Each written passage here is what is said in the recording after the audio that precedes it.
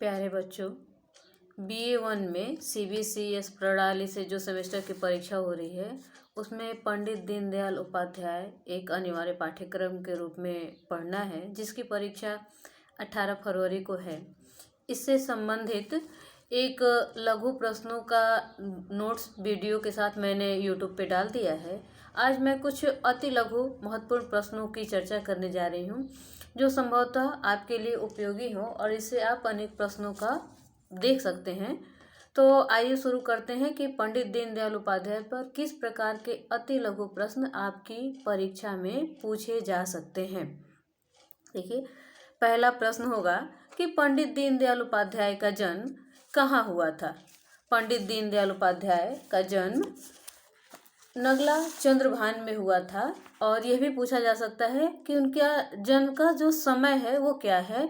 तो 25 सितंबर 1916 को नगला चंद्रभान नामक गांव में इनका जन्म हुआ था। दूसरा प्रश्न, इनके पिता का क्या नाम था। तो पंडित दीनदयाल उपाध्याय जी के पिता का नाम था भगवती प्रसाद उपाध्याय। इनकी माता का नाम था श्रीमती राम प्यारी देवी। अगला प्रश्न, पंडित दीनदयाल जी के पिताजी किस विभाग में नौकरी करते थे। तो इनके पिताजी रेलवे विभाग में नौकरी करते थे। ये जलेसर रोड रेलवे स्टेशन पर सहायक स्टेशन मास्टर के पद पर थे। अगला प्रश्न, धानक्या जयपुर से पंडित दीनदयाल उपाध्याय का क्या संबंध है। तो धानक्या जयपुर पंडित दीनदयाल उपाध्याय का ननिहाल था, जहां उनका पूरा लालन पालन शिक्षा दीक्षा होती है, क्योंकि अल्पायु में ही इनके अभिभावक इनको छोड़ के जा चुके थे, उनकी मृत्यु हो चुकी थी, इसलिए ननिहाल में ही इनका लालन पालन हुआ था। अगला प्रश्न है कि पंडित जी के बड़े भाई का क्या नाम था। तो उनके बड़े भाई का नाम था शिवदयाल। और अगला प्रश्न, 18 नवंबर 1934 को इनके जीवन में कौन सी घटना घटी। तो 18 नवंबर 1934 को इनके परिवार में बचे हुए इकलौते इनके जो भाई थे शिवदयाल, उनकी भी अल्पायु में ही मृत्यु हो गई थी। अगला प्रश्न कि पंडित दीनदयाल उपाध्याय ने अपनी शिक्षा का प्रारंभ किस विद्यालय से किया था। इसको नोट करिएगा, गंगापुर सिटी सवाई माधोपुर राजस्थान, ये विद्यालय का नाम है। इंटरमीडिएट की शिक्षा इन्होंने कहाँ से प्राप्त की थी।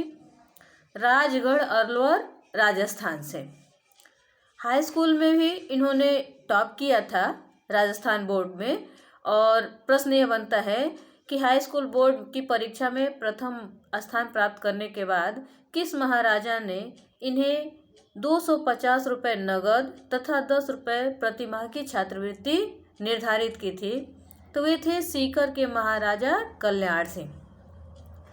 पंडित जी की मृत्यु के संदर्भ में भी कुछ प्रश्न बन सकते हैं, जैसे कि पंडित जी की मृत्यु कब और कहाँ और कैसे हुई थी। तो अगर ये प्रश्न बनता है कि पंडित जी की मृत्यु कैसे हुई थी, तो उत्तर में लिखेंगे कि लखनऊ से पटना जाते हुए मार्ग में इनकी हत्या कर दी गई थी। और इनका शव कहाँ मिला था। तो मुगल सराय रेलवे स्टेशन पर दूसरे दिन इनका शव प्राप्त हुआ था। अगला प्रश्न कि भारतीय जनसंघ की स्थापना कब हुई थी। अब आप ये सोच रहे होंगे कि पंडित दीनदयाल उपाध्याय में जनसंघ कहाँ से आ गया। तो जनसंघ पंडित दीनदयाल उपाध्याय के जीवन का एक अभिन्न अंग रहा है, जिसके वे प्रचारक रहे हैं और उसमें उन्होंने अपने विभिन्न पदों पे कार्य भी किया है, जीवन भर उससे जुड़े रहे थे। तो 1951 में भारतीय जनसंघ की स्थापना की हुई थी और श्यामा प्रसाद मुखर्जी ने भारतीय जनसंघ की स्थापना की थी।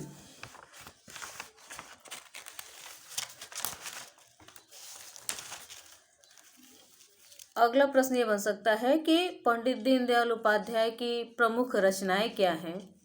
तो 1946 में सम्राट चंद्रगुप्त नाम से इन्होंने एक उपन्यास लिखा था।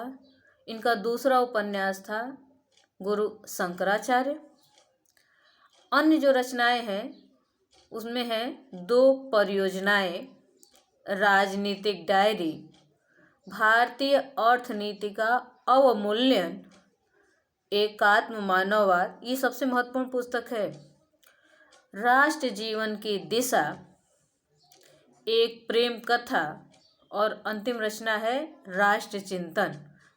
एक प्रश्न ये भी बन सकता है कि राष्ट्र चिंतन किस प्रकार की पुस्तक है? तो राष्ट्र चिंतन पंडित दीनदयाल उपाध्याय के विभिन्न स्थानों पर दिए गए भाषणों का संग्रह है। फिर अगला प्रश्न ये बन सकता है कि दीनदयाल उपाध्याय को जनसंघ का महासचिव कब नियुक्त किया गया?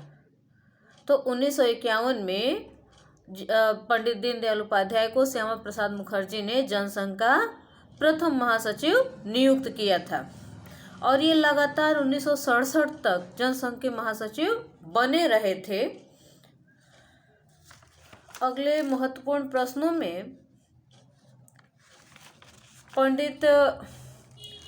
ये प्रश्न पूछा जा सकता है कि पंडित दीनदयाल उपाध्याय ने जो जनसंघ राष्ट्रीय स्वयंसेवक संघ को अपनाया, इसमें वह कहाँ कहाँ उन्होंने भाषण दिए, कहाँ कहाँ व्याख्यान दिए। तो उनके जो भाषण हैं वे 22 अप्रैल से 25 अप्रैल 1965 को मुंबई में जो 4 स्थानों पर उन्होंने जो भाषण दिए थे, उन्हीं के तत्वों को इकट्ठा करके एकात्म मानववाद के सिद्धांत को प्रतिपादित किया गया था।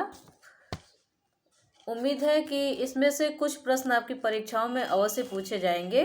धन्यवाद।